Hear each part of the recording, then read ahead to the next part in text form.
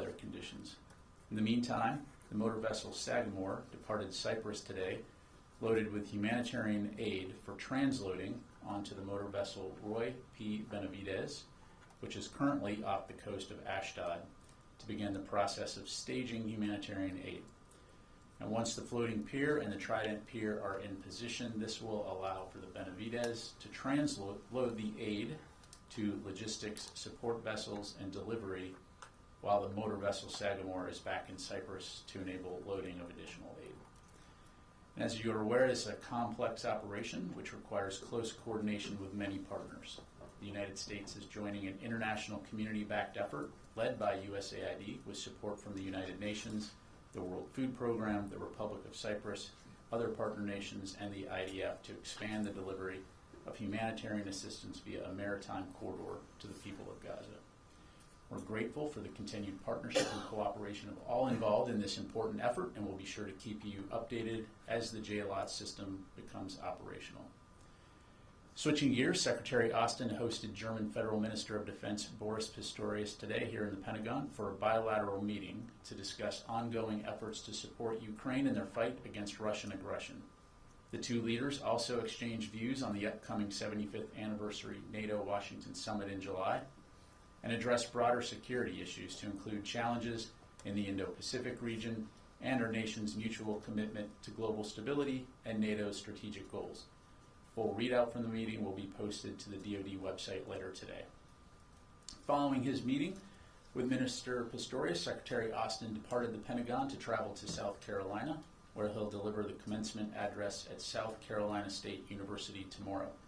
He'll also visit Fort Jackson to meet with troops, swear in some of our newest recruits joining the U.S. military, and see the Army's Future Soldier Preparatory Course. And finally, after joining NATO last year, Finland forged a new tie with the Department of Defense when they signed their formal state partnership agreement with the Virginia National Guard at a ceremony in Helsinki on May 2nd.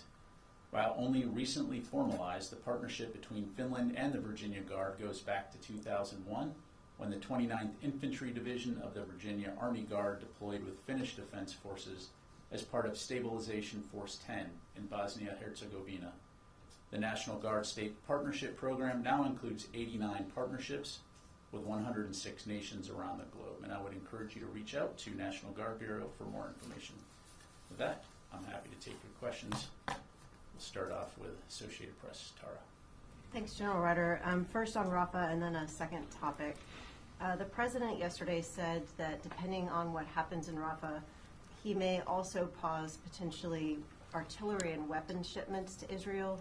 And a senior administration official said earlier this week that JDAM kits were possibly under consideration as something else that might be paused. Can you give us an update on these shipments, the 2,000-pound and 500-pound bombs that are already paused, and whether the Pentagon has received any requests to pause additional weapon shipments? Yeah, first, let me just say up front, Tara, that as you heard both Secretary Austin and the President say, our commitment to Israel's inherent right to self-defense remains ironclad. And as you know, we've provided billions of dollars in security assistance to Israel. We've supported their efforts to defend themselves. Most recently, Iran's unprecedented attack. So there should be no question that we will continue to stand by Israel when it comes to their defense. Also, as Secretary Austin and the President highlighted yesterday, we're currently reviewing some near-term security assistance. Specifically, we paused one shipment of weapons consisting of 1,800 2,000-pound bombs and 1,700 500-pound bombs. We've not made a final determination on how to proceed with this shipment, and not going to get into hypotheticals. Again, we've been very clear on our views as it relates to Rafa and any ground operations there, and I'll just leave it there.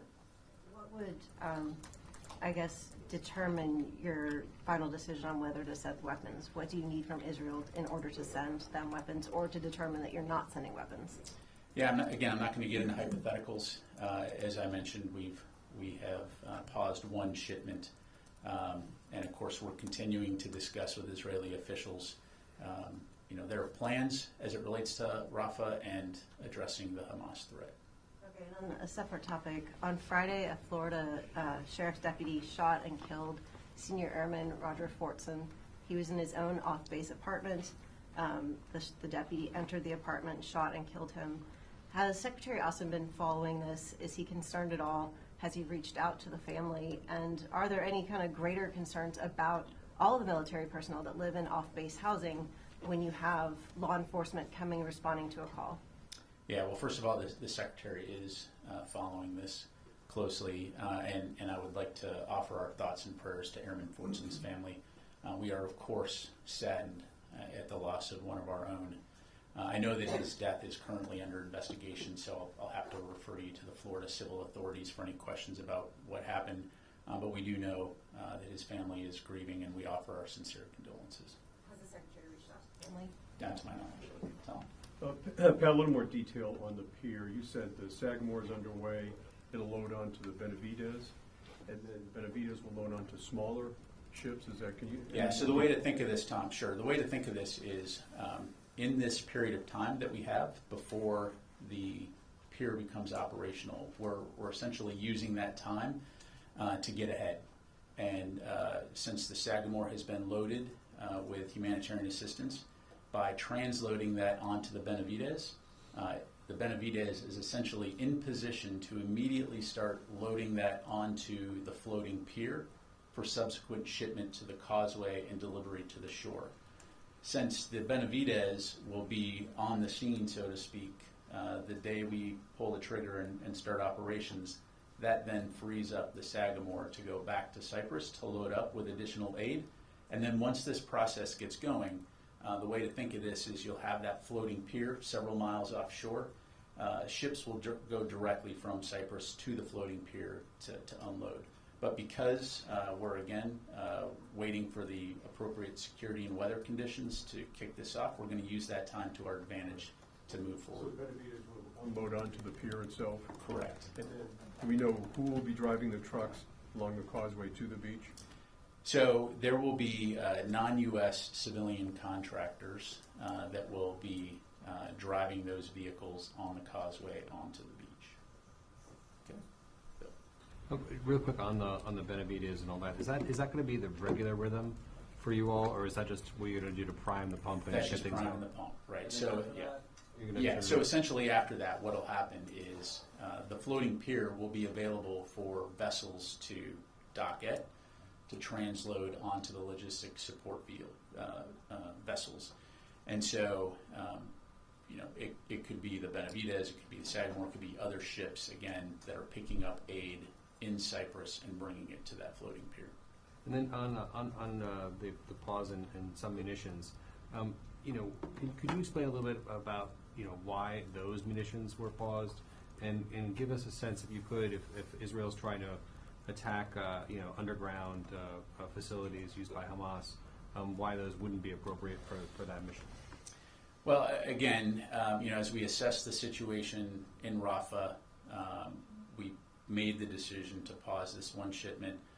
Again, as I highlighted, a final determination has not been made on how to proceed with that shipment, but specifically, we're focused on the end use, especially rather focused on the end use of the 2,000-pound bombs and the impact that they could have in a dense urban setting, as we've seen in other parts of Gaza. So that's something that we'll continue to look at.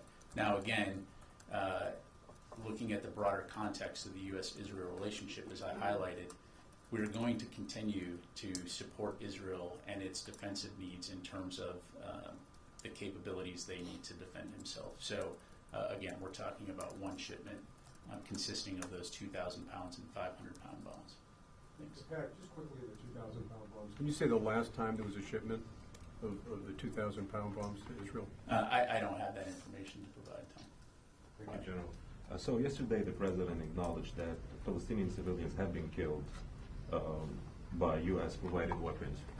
Do you have a number of how many, or assessment of how many civilians were killed by these weapons, and does the Secretary feel any moral obligation to kind of make that assessment?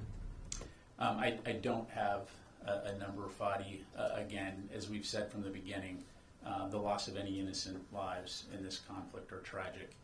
We've been very clear from the start with our Israeli partners that we expect that they will employ any capabilities we provide them in accordance with the law of armed conflict and international humanitarian law. And that has been a consistent and steady conversation that we've had with them from the beginning, and it continues to now. So again, as they contemplate how they will approach Hamas in Rafah, we certainly have provided our thoughts on how to best do that to take civilian safety and humanitarian assistance into account, and we'll continue to have those conversations. You're talking about expectations. However, as you just mentioned before, that one of the consideration about the 2,000-pound bombs is the density of the population in Rafah and how they were used before in other locations by Israel. Why didn't you restrict before the use of these bombs, knowing that Gaza is one of the most densely populated areas in the world? And were you expecting something different? Was it a mistake not to restrict the use of these bombs in Gaza? Well, look, a couple things. First of all, again, we've been very consistent from the beginning in terms of how we believe that Israel should approach addressing the threat of Hamas, about the importance of precision in going after Hamas. We've also been very clear that more needs to be done to ensure the safety and security of civilians, innocent civilians in Gaza. And I don't have to tell you, again, the challenging environment here with an adversary that, again, embeds itself amongst the civilian population. That said, we absolutely do not want to see innocent lives lost in this tragic conflict.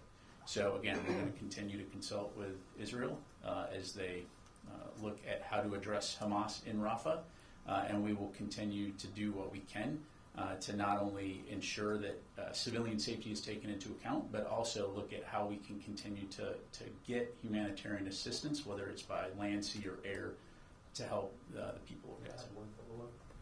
This is technical. Is there any interest in the Pentagon to look into how many civilians were killed by U.S. provided weapons? Look, Fadi, right now there's an ongoing conflict between Hamas and Israel, and we understand the complex and dynamic nature of that conflict. So our focus right now is on getting humanitarian assistance into Gaza, also continuing to ensure that Israel has what it needs to defend itself. And again, I'd highlight just several weeks ago when they were attacked by Iran in an unprecedented air attack. So those threats are real. And at the end of the day, what we're all working toward, alongside many partners in the international community, is a situation where Israelis and Palestinians can live next to one another in peace. There can be security and stability in Gaza and the region. And again, we'll continue to work toward that. Let me go to Chris. Thanks, Pat. Just quick clarification on the munitions.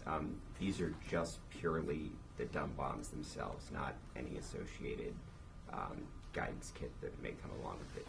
Yeah, thanks. Chris, I appreciate the question. I'm just not going to be able to get into more specifics on the package itself. Well, but, I mean, presumably part of the issue is the nature of these weapons being unguided, causing damage. Yeah, again, I'm not going to get into more specifics. Yeah, I mean, you know how these systems work, right? You have bombs, which are essentially dumb bombs that you put JDAM kits on, but it relates to this particular shipment. I'm not going to get more specific on the details of that beyond what I've already provided. Let me just go to the phone here real quick. Washington Post, Ms. Uran. Hey, Pat. Thank you. I have a couple questions. First of all, could you speak to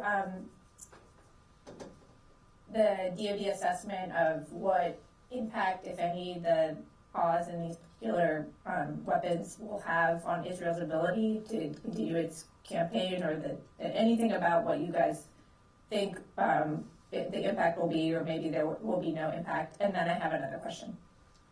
Yeah, so I appreciate the question, Missy. I'm not going to get into assessing Israeli military operations and their readiness and potential impact on operations. Again, I think as we've highlighted, as we see the operations being conducted in Rafa, and as we assess those, the decision has been made to pause this one shipment. So I won't go beyond that. And your follow-up?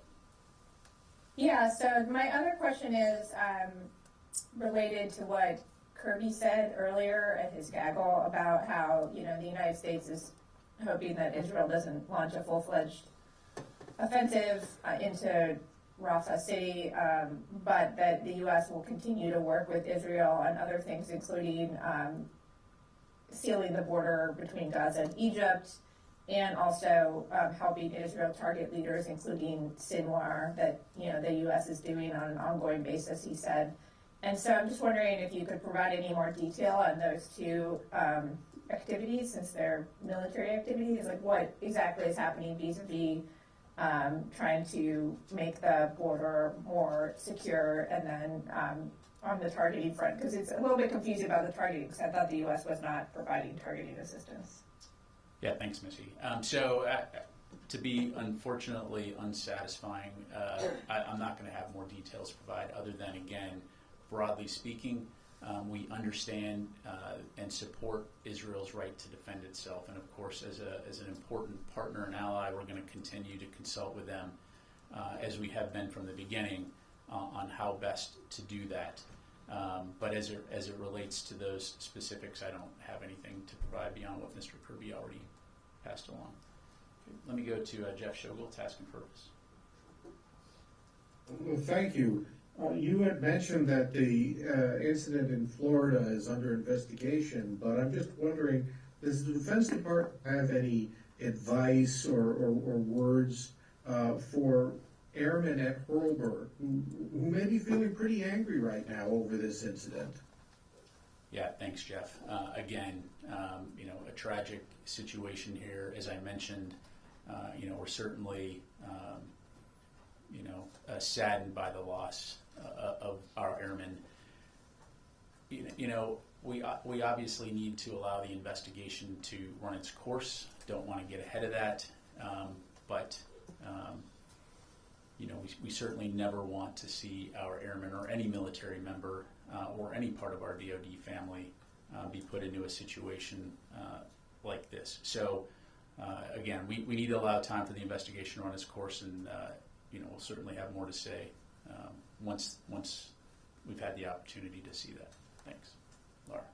Thank you. I was hoping you could give us DoD's assessment of Israel's campaign in Rafah right now. They've been doing airstrikes for weeks. My understanding is they evacuated 100,000 people from a certain area. Now they are bombing and on the ground in a certain part of Rafah. Can you say if that's generally correct, and does DoD assess that this is still a limited operation?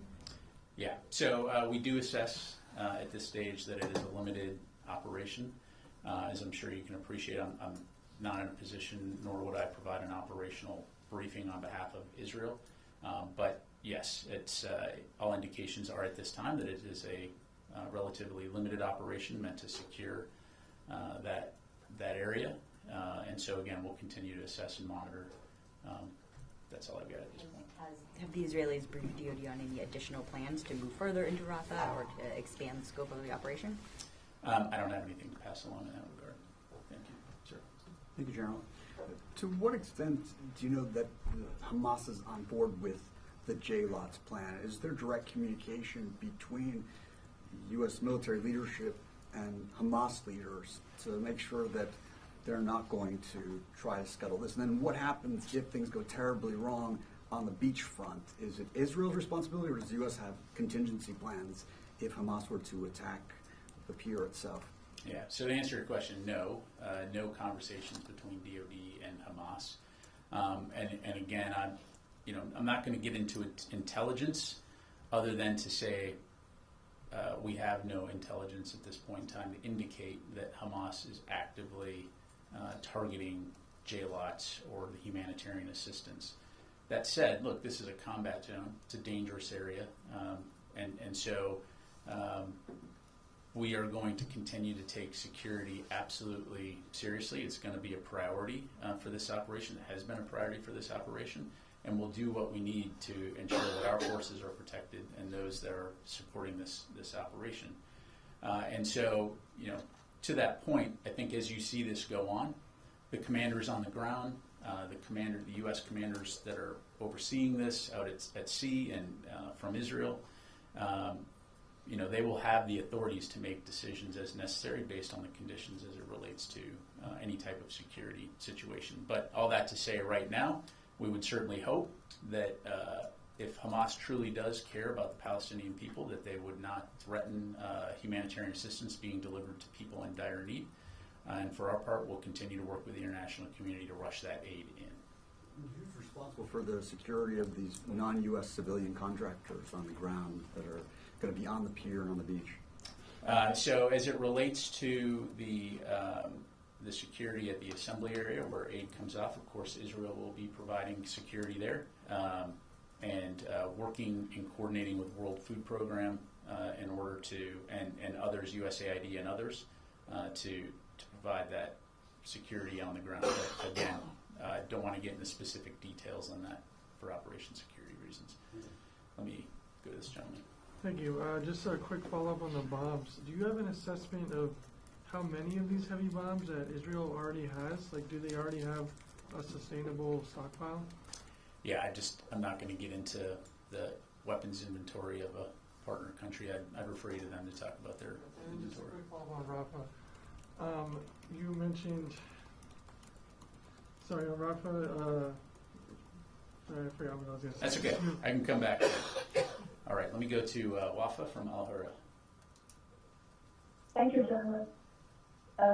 General, can you please tell us what's your definition of a large-scale operation in Rafah? Or what would the Pentagon consider acceptable in terms of the number of casualties resulting of such operation? And I have another question. Yeah, thanks, Rafa. So look, I'm not going to paint out hypothetical scenarios as it relates to Rafa. I think you have to take a step back and look at what we're talking about here. You've got more than 1 million people condensed into a relatively small area. And doing any type of large-scale military operation within the confines of that area presents significant risks to the civilian population there, which has already been put in a very, very challenging situation. And so our focus has been on communicating with our Israeli partners on the fact that we both agree that Hamas needs to be defeated and that we understand that Hamas has elements within Rafah, but to do it in a way that takes the safety of civilians into account as they conduct those operations. And so again, as we have observed this limited operation so far in a portion of Rafah, we're continuing to assess that and in the meantime have paused that one shipment of weapons. And then, I'm sorry, you had a follow-up? Yes, Mr. Kirby today talked about alternatives to defeat Hamas without the need for the alternatives that do not require large-scale invasion. Can you please talk a little bit about these alternatives? I'm sorry, Rafa, you're coming in a little bit broken. Talk about what? Which assurances? Alternatives to defeat Hamas that do not require large-scale invasion.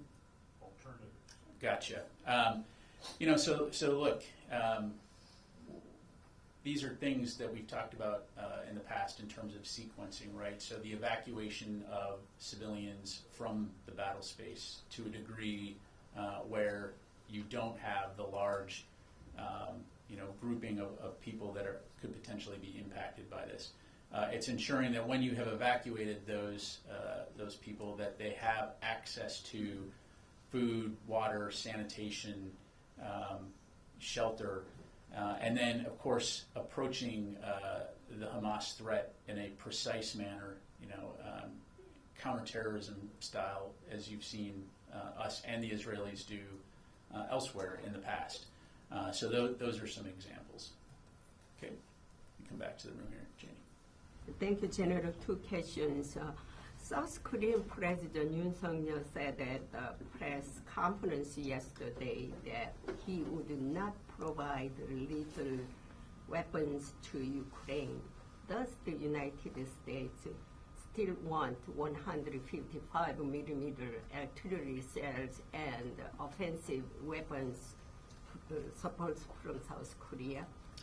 Well, look, I'll let the Republic of Korea speak for itself when it comes to what they feel comfortable with providing to support Ukraine. As you know, the ROK are an incredible ally, and they certainly have provided assistance, non-lethal assistance to Ukraine and support the broader effort to deter and prevent Russian aggression in Ukraine. But again, it's for them to talk about. We're just grateful for any nation that can contribute in some way to help send a clear signal to authoritarian regimes that invading your democratic, peaceful neighbor is not acceptable behavior. Russia, the Russian Ministry of Defense reported that Russia will conduct exercise on the use of tactical nuclear weapons. How can you predict possibility of cooperation between Russia and North Korea in the use of tactical nuclear weapons? Well, look, I talked about this before. I've seen that reported in the press, and I would just say again, it's irresponsible, reckless, saber-rattling that is dangerous given the current climate, international security environment climate.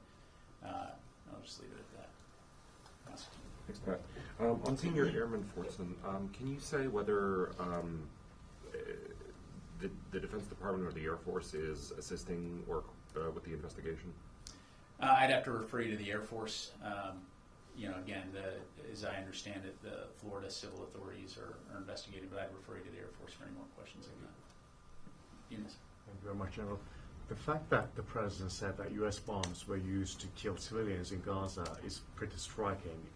Does that mean that the Israeli military campaign has somehow made the United States complicit in any of that? Is that why the Biden administration is now saying we don't want any part of that in Rafah? Is that why? Well, look, I'm not going to speak for the President. I think, again, we've been very clear from the beginning that after Israel was attacked by Hamas on October 7th, and again, I think it's important to remember that 1,200 people killed, over 250 hostages taken, half of whom are still being held, and it's important that no one forget that fact, that Hamas is still holding these individuals hostage. Our focus has been on supporting Israel to defend itself from attacks by Hamas, and so that they can defend their people and prevent another October 7th from happening. At the same time, as this conflict has progressed, we've seen the unfortunate impact that it's had on the civilian population in Gaza. And again, we've been very clear that we do not want to see innocent civilians killed, whether they be Palestinian or Israeli. And so we've been working very closely with the international community to get humanitarian assistance into Gaza. We've been working to ensure that Israel has the ability to defend itself, but we also recognize the fact that more needs to be done to safeguard civilians in the battle space. And so, again, we'll continue to work toward that. I have one follow-up. If the President makes that determination that U.S. bombs are killing civilians anywhere, any country that you supply those weapons to, does that determination come from the Department of Defense to the White House? And if so, what's the standard procedure with that said country? Yeah, again, I appreciate the question. I'm just not going to get into hypotheticals. As you know, we have a process by which we employ when it comes to evaluating the use of security assistance, and that process is currently ongoing. It's led by the State Department, so I'd refer you to them in that regard. Yes, sir.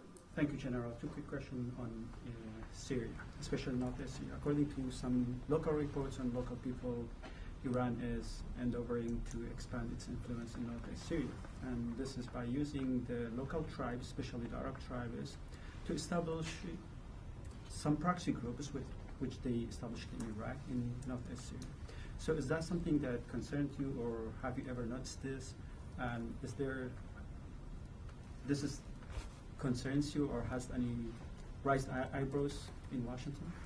Yeah, I mean, look, this is not new behavior from Iran. It's how they do business, right? So essentially by trying to train and influence proxy groups to essentially project their foreign policy of trying to expel the U.S. And other partners from the region in order to be able to do whatever it is they want to do unchecked. And so, of course, that's something that we continue to keep an eye on. And I think it's important that from a U.S. perspective, when it comes to the Middle East region, we respect the sovereignty of the countries that we work with, unlike some of these proxy groups that have embedded themselves into the region. And when it comes to ungoverned spaces like Syria, we're going to continue to stay focused, number one, on the Defeat ISIS mission, but we're also going to maintain awareness of broader regional threats as we work with allies and partners to keep an eye on it, and again, to prevent potential future situations whereby our forces, our citizens, or importantly, our allies and partners are threatened. Last question, as you spoke of the ISIS. According to the security officials in northern Syria, the ISIS activity has been increased in the past 5 months. And what one of the security officials said that the ISIS slowly but surely growing stronger. And in the recent day, they killed a member of the SDF. So what's your assessment on that, especially on the ISIS activities? And how do you going to help the SDF to prevent the resurgence of the ISIS? Yeah, well, again, the international coalition to defeat ISIS still exists today, and we continue to work closely with the international community to address the ISIS threat. As it relates to Iraq and Syria, ISIS is by no means what it was 10 years ago, and that's a good thing. That said, to your point, we can't rest on our laurels, and we need to continue to work together to prevent a resurgence of ISIS in that region. You still have places like Al-Hol, which contains several thousand ISIS prisoners that need to be repatriated back to their countries of origin, and so we continue to work with the international community on that front. When you look more broadly in terms of ISIS around the world, in places like Africa or Afghanistan, you do see ISIS starting to gain some traction, and so this will continue to be something that's very important from a counterterrorism standpoint, and a threat we need to continue to take seriously. Thank you. Yes, sir. Thank you, General. So 2 questions. One on Syria. Recently, U.S. expatriated some prisoners from Al-Hol camps, and there are 11 people, and one is a non-U.S. citizen. So how does count? I'm sorry, the 11 prisoners that... Yeah, from Al-Hol camp, which are like ISIS members, but U.S. expatriated them to the country. One is a non-U.S. citizen. If I understand your question correctly, so essentially, yes. I mean, that is the goal, is to essentially repatriate those individuals back to their countries of origin, so that they can be it can be addressed in their own domestic legal systems on how best to address that threat. Again, what you don't want is essentially a terrorist breeding ground where it essentially becomes a tinderbox waiting to explode. And so I know U.S. Central Command, U.S. State Department has been working very closely with partners throughout the region, throughout the world, to address this, and of course working with the SDF from the forces that are actually running and maintaining that facility. One question on Rafa. Well, you are working on building piers to provide humanitarian aid into Gaza. And as you know, Israel has controlled border gates into Rafa. How has that made it difficult to get aid into Gaza, into Rafa? Yeah, so, broadly speaking, again, what you're seeing here, and another way to look at this pier is essentially as another gate into Rafa to get aid into. So in addition to working to make sure that there's an increase in flow of aid via land, we also have the opportunity via sea, and as you know, we've also been providing aid via air. That's the way that we look at it. Yes, sir. Pat, Israel, I think, has done as much or more to secure non-combatants in Rafah as the U.S. has done in its own urban difficult urban battles in the past, going from Fallujah all the way back to the Battle of Manila in the Second World War. Is the U.S. holding Israel to a standard, an unreasonable standard that it has never really bothered to secure for itself? Yeah, thanks, Mike. So look, I'm going to look at every situation based on its merits, based on the current operating environment. And the fact is, we are where we are today.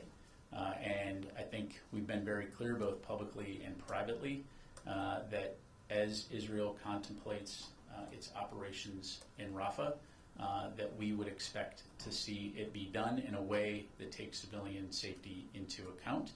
And, you know, again, the President and Secretary Austin have both said that as we assess what's happening in Rafah right now, we've put a pause on this one shipment of weapons. Again, taking a step back, to be clear, our commitment to Israel's defense will remain ironclad, and we will continue to ensure and take all necessary steps to ensure that Israel has what it needs to defend itself from threats in the region, to include Hamas. Yeah, October 7th, the President said that he was behind Israel's plan to destroy Hamas. Is that still the case anymore, or is he sort of winding that back? We believe that Hamas needs to be defeated, absolutely. Thank you. Jared? Just a quick point of clarification. On the Israeli military's relatively limited incursion in the vicinity of Rafah, I believe Israeli officials have said that it's intended to cut off the flow of weapons to Hamas in that area. To what extent does this resemble the initial move the IDF made here? To what extent does that resemble the tailored operational plans that U.S. officials have discussed with their Israeli counterparts, or does this appear to be more consistent with shaping operations for larger scale ground clearing? Yeah, again, I'm not going to get into trying to characterize from the podium here detailed Israeli operations, other than, again, what we've observed and what they've told us in terms of it being a limited operation. So, last question. Yes, sir. Thank you, sir. Two questions, quick please. One, conflicts around the globe still going on, one after another, and they are connected with military. Prime Minister Narendra Modi is still influenced among global leaders. You think he has any power, any influence to stop and end of these conflicts and wars going on? Are you asking me if Prime Minister Modi has influence to stop conflicts? Among those leaders where these wars are going on, like Russia's and Ukraine and in the Middle East and all that, his influence is more than ever today. Yeah, I appreciate the question, Gilfoyle. As I'm sure you can appreciate, I'm not going to make a judgment regarding the leader of India, other than to say that, look, India is an important and strategic nation and a very important part of the world. And from a U.S. standpoint, we, of course, very much appreciate the relationship that we have with India, and from a Defense Department standpoint, look forward to continuing to bolster our security cooperation relationship. And second, sir, Secretaries of State and Treasury were in China recently, and both of them warned China in their own ways and different, that not to influence elections or not to interfere in U.S. interference in many ways, including cyber and all that. My question is this building, DOD or Pentagon, affected about those warnings to China in any way as far as the U.S. national security is concerned? Yeah, look, when it comes to election security, the Department of Defense, of course, plays a role in that, as you know. I won't get into the specifics of that, other than it's something that we take very seriously to ensure the integrity of our own elections, to include on the cyber side. So I'll just leave it there. Thank you very much, everybody. Appreciate it.